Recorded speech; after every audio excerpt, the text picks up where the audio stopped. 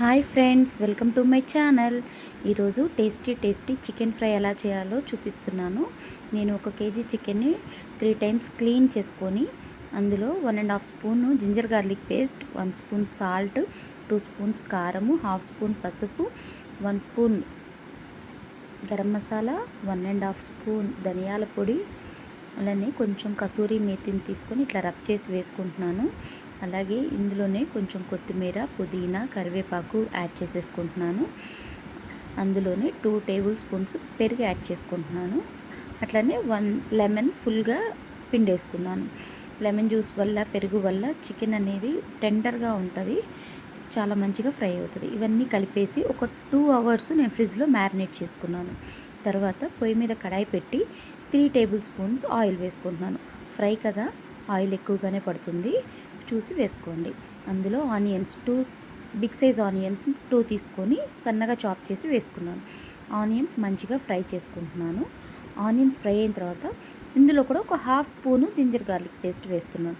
అందులో 1.5 వేసాను, ఇందులో ఒక 1/2 స్పూన్ వేసాను. ఇట్లా వేయటం వల్ల టేస్ట్ చాలా బాగుంటుంది.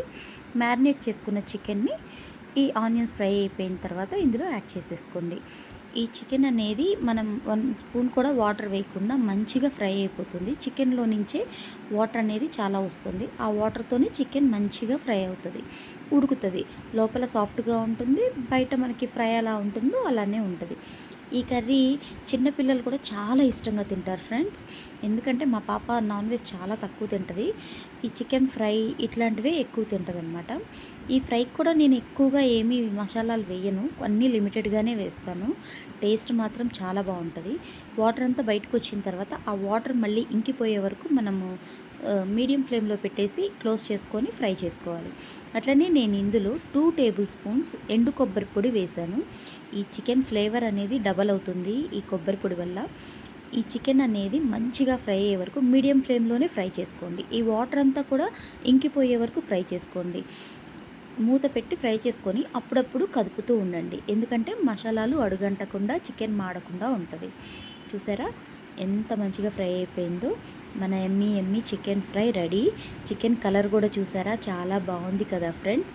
నేను ఎటువంటి ఎక్కువ మసాలాలు వేయకుండా చేస్తాను. దీనివల్ల ఏంటంటే మన గట్ హెల్త్ కూడా బాగుంటుంది.